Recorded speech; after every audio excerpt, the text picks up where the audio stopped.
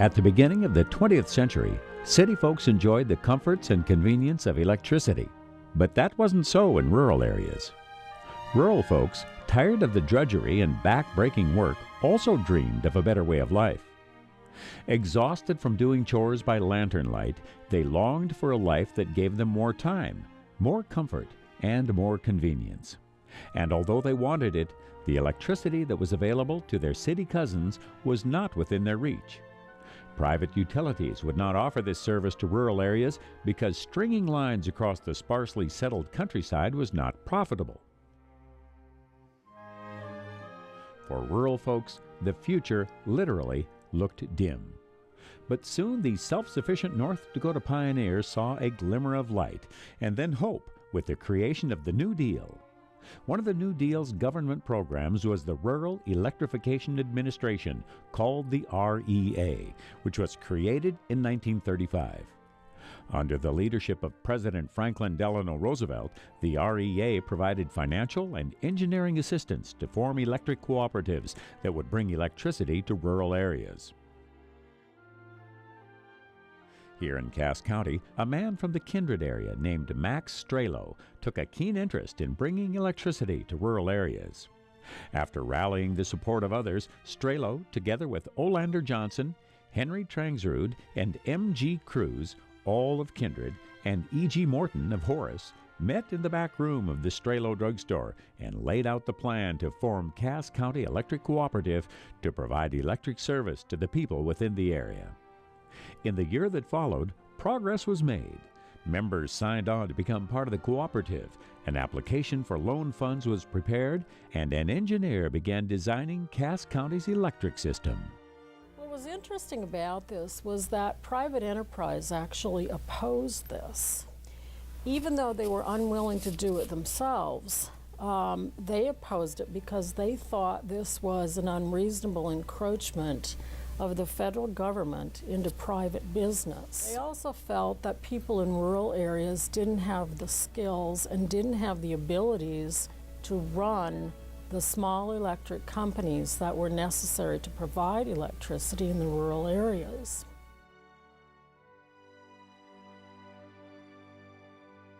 In September of 1937, an agreement was reached to get power from the Valley City Municipal Power Plant. However, it required that the cooperative build a transmission line some 58 miles long from the municipal plant in Valley City to a point 9 miles north of Kindred. It was from this point that the first deliveries were made.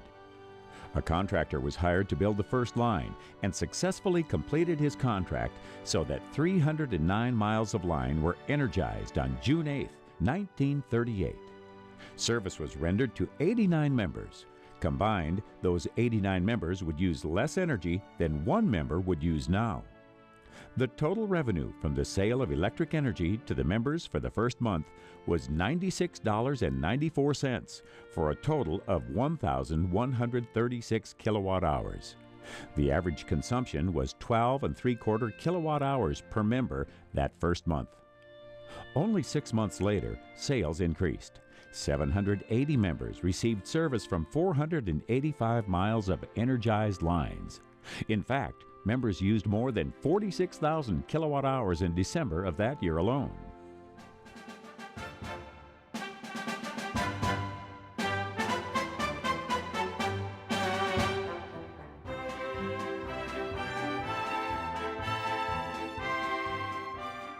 As soldiers marched off to defend America during the Second World War, electric cooperative expansion came to a halt so that resources could be used for the war effort.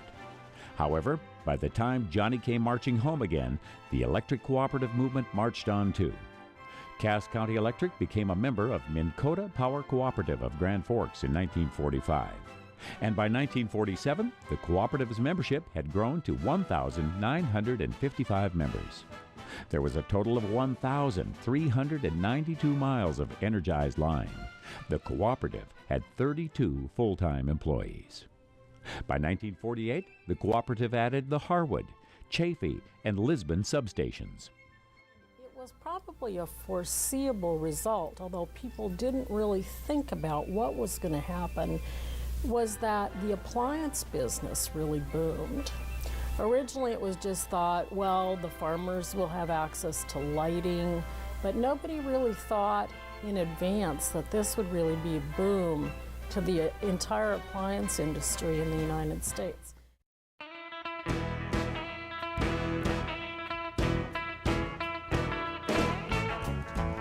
During June of 1952, the cooperative celebrated its 15th anniversary. The annual meeting report showed more than 6,000 members and 4,000 miles of line.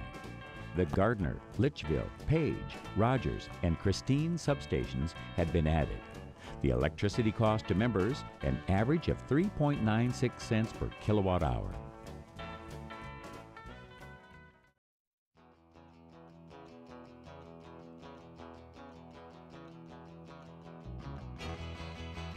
As the 1960s rocked on in, the cooperative continued a growth pattern in both membership and load.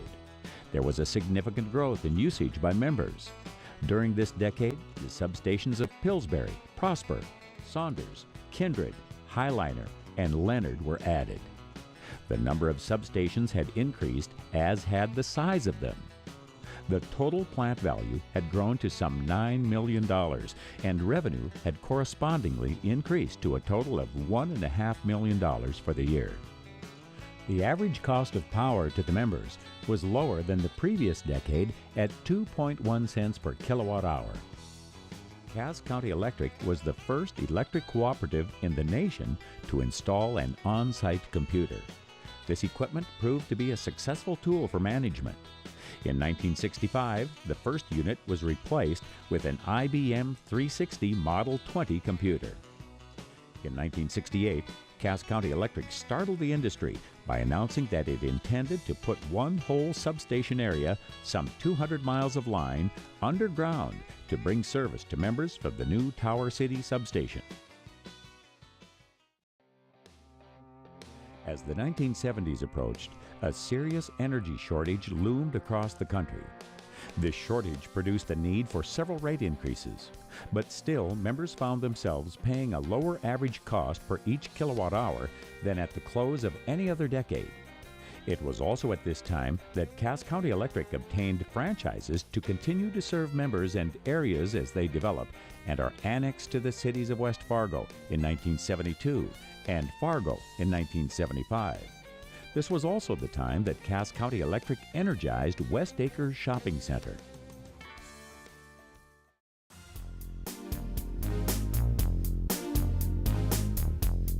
In 1980, Willard Greger retired, and Lawrence Motereau was named general manager. There were three defining events of this decade. The first was a series of significant wholesale rate increases following the completion of the Coyote Generating Station. The co-op implemented a 27% increase in 1983. Mike Gustafson became general manager in 1984. The second defining event was the dawning of rapid expansion of the city of Fargo to the south, right into Cass County's formerly rural service area. This led to the third defining event, extensive litigation with Northern States Power Company over who should have the right to serve rural areas annexed into the city. The courts ultimately upheld Cass County Electric's right to serve the growing areas. Many co-op members converted to off-peak electric heating during this decade, making Cass County Electric and the Minn Kota system the leading load management innovators in the country.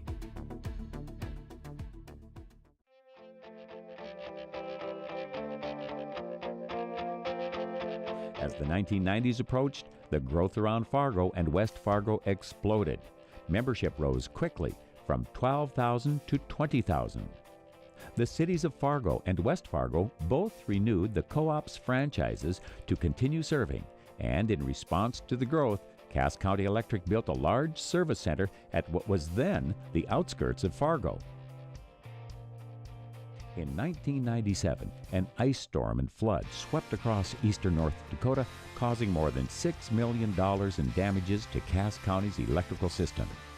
Cass County Electric lost approximately 2,000 poles, and nearly 7,000 members were without power, some as long as 11 days. Crews from cooperatives in 7 states joined with Cass County Electric to repair its system.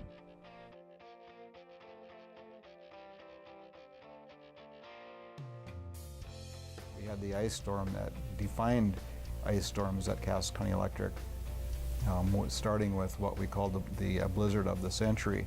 And in that case, we lost some 2,000 poles at the cooperative and had members, some of whom were out of service for 11 days while we had a major restoration effort going on. We had about 200 line workers here from all over the country, from 7 different states, helping us out.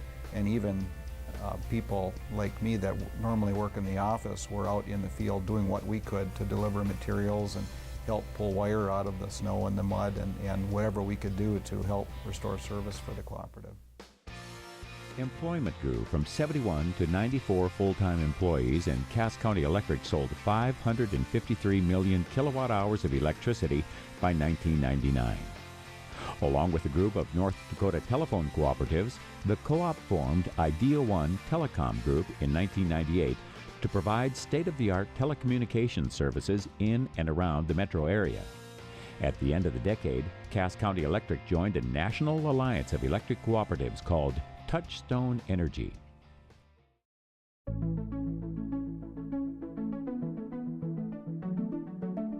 As the new millennium approached, the North Dakota electric cooperatives successfully fended off repeated attempts to amend the state's electric service territorial law in the legislature. This epic battle eventually ended with legislation that allowed utilities to work together by forming electric service area agreements. Franchise agreements were reached with the cities of Kindred, Castleton, Lisbon, and Valley City. In 2002, Scott Handy was named the co-op's president and CEO. Growth in the co-op service area grew dramatically in this decade, from 21,000 to 34,000 accounts served. Cass County Electric and Idea One occupied a new office building on the west edge of the co-op's Fargo property in 2008. The Kindred office building was sold to a local development group, and agreement was reached to sell Idea One Telecom to a regional telecommunications company. Today, the cost of wholesale power has reached 6.5 cents per kilowatt hour due to the full impact of power plant environmental control upgrades and new transmission lines. Energy sales topped 1 billion kilowatt hours. Employment has declined slightly to 94 full-time people, and new account growth for the year 2011 was around 1,100.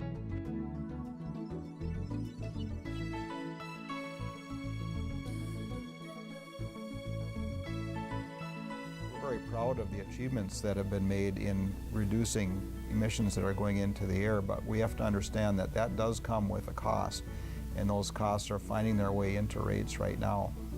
And we do believe that those have been very good investments, but they do, again, have a cost that we need, as members, need to be willing to pay.